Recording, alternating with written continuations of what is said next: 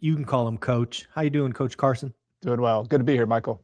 I appreciate you, family. Well, hey, something I'm doing with all of my millionaire guests this week is I'm finding a short, and then I am going to have you react to it. And you're going to get the one and only Mr. Grant Cardone Of course. giving Let's us go. the secret of getting rich. Are you ready for this? Let's go. All right, here we go. I don't have any money in a retirement account. I don't have money in a 401k. I don't have equity in a house. I got all my money in real estate that pays me every month. I'm a freak.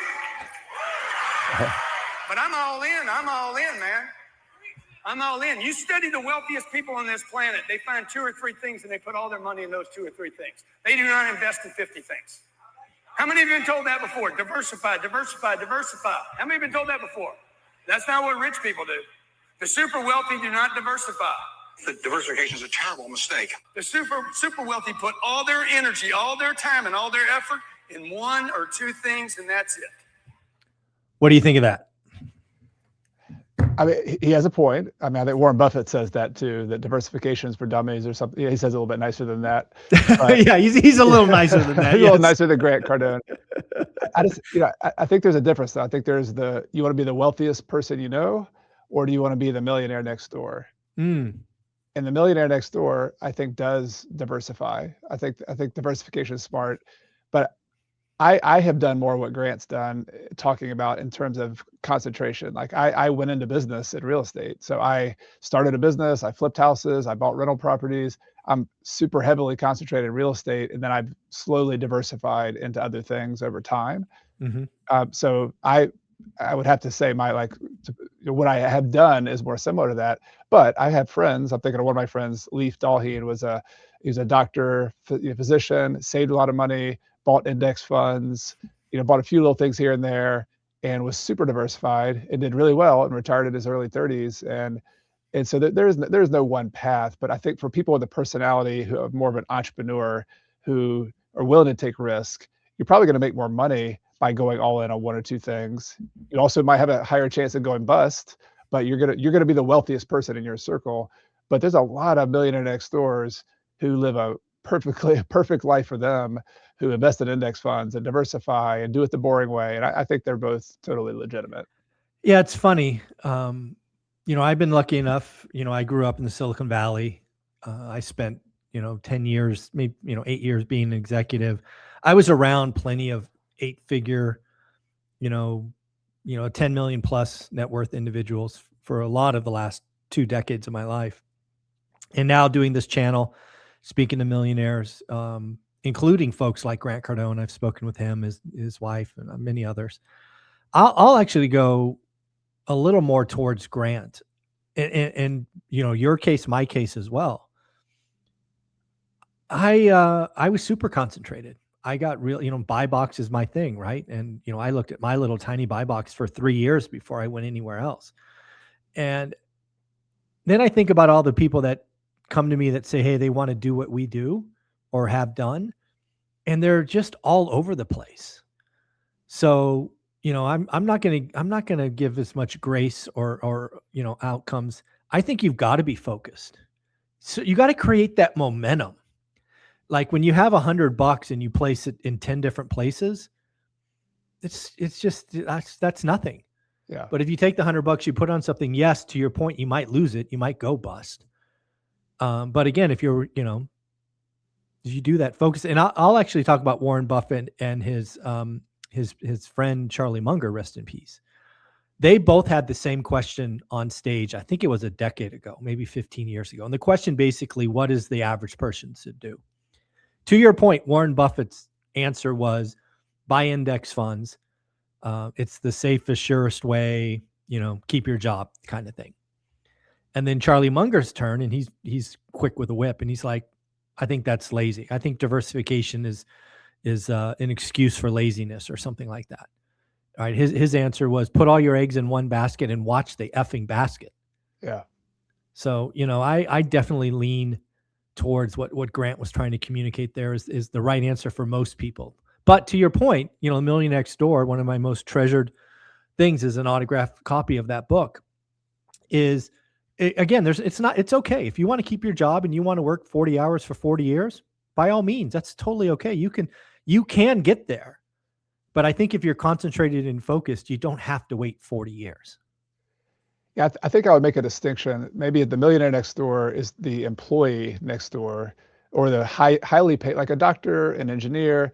If you have a career, that is your focus. Mm-hmm. And so I would say, like, I've been coaching people in the real estate lately of saying, we need to analyze up front before you even determine if this is something you can do, how much time you have to allocate to real estate.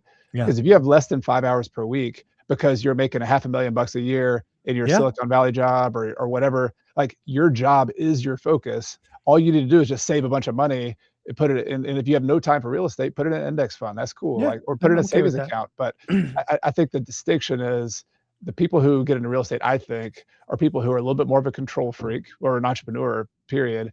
They want to have a little bit more control over their outcome. And for me, like, just depending on passive index funds is my main vehicle. It would stress me out, actually. I think I like to be involved. I like to have a little bit more control. People criticize real estate and say, it's not passive. I say, yeah, of course it's not passive. It's not supposed to be passive. It's not passive on the front end, and then it's passive enough on the back end. But because it's not passive, that means I get some control over my destiny financially. And so I think that's the bucket you have to separate yourself. You have to say, am I a control freak who really wants to, like, determine how quickly and how I get to where I'm trying to go? Do I trust myself to be able to do that? Or am I more of a, just a traditional route type of person, and I'm making really good money with my job and I just need to save as much as I can and go that route? Like, they're both, I still stand by, I think they're both legitimate, but I think it's more of a personality thing. And I think it's more of a situational thing where is your source of income? And if your source of income is primarily from your job, awesome. But there's so many people out there who have ceilings on their jobs. They, Yes. artificial ceilings, sexism ceilings, whatever you want to call it. Like, they could make real estate their ceiling busting vehicle because they can go all in on that. Some people don't. But both of them can work. Yeah. The other thing I think about when I watch Grant talk about this is I go back to actually Rich Dad Poor Dad's, I think his second book, The Cash Flow Quadrant. Yep. You've read that book, obviously. Love right? it. Yeah. That's my favorite one from his. Yeah. There you go. So, right, if I remember the quadrants correctly, it's employee, small business, big business, investor, right? Do I have that right? Yeah. Just basically business owner is on the right side. Business owner and investor. Yeah. And then employees, self-employed. So when I read that book, and again, this is really fun because I've talked to entrepreneurs like yourself, others in my community, and sometimes we read the same book, but we take different things from it. Yeah. When I read that book, my mind said investor, right? That's what you want to be. And I didn't see, going through creating a small business, then a big business. And then I was like, no, I'm just going to go from here. I'm an employee. Yes, I'm a high paid employee on commission. So if I sell a lot, I make a lot. And I'm just going to dump everything and become an investor. When you read that book and you saw that quadrant, how did your brain work? I sort of split my role into two. I split it into the B and the I. And I sort of saw it as a stair step. Like, for me, it was, I've never been an employee, so I've never been in that bucket, but I was a self-employed. I was buying and selling houses, which is a commission, self-employed commission position, essentially, wholesaling, commissions. And then I quickly wanted to get to the B, where I had systems and leverage. I had people leverage. I had people doing things for me, hiring somebody to send out letters for me, hiring somebody to take calls for me. To me, like, systems is the key word for B, that you can build systems. I think that's overplayed. I think Grant Cardone is one of the people who overplays this. The business community says all you have to do is, build a lot of systems, and then you can make a lot of revenue, and then you can, all of a sudden you're free. Like, I think that's really hard to do. Like, I think the I is where most people should try to get to. You should build some systems. Yes, you should make some more money, but eventually you have to get to the I point if you truly want, like, more passive income. And so I think it's a stair step. I go, S, B, I is ultimately where you want to be. Yeah. So we both read it the same way. I is where to be. So again, a lot of people that watch my channel are full-time employees, probably decent W-2s, many entrepreneurs as well. But if the goal is to get to the I, that know thyself, realize that's where you're going, because that's where life gets good, right? When that I bucket produces enough passive income or semi-passive income where you can do whatever the hell you want, and Yeah. You know, then you get to a point where it's 2x, it's 3x, it's 4x. Yep. And you really have these, you know, unlimited decisions to make. That's the goal, right? Go become an investor. Figure out your path to get there. Yep. I'm glad you brought this up though, because lately I've been having a lot of conversations, and I think people misjudge the gap between the E step, the being the employee, and how long it takes to get to the I.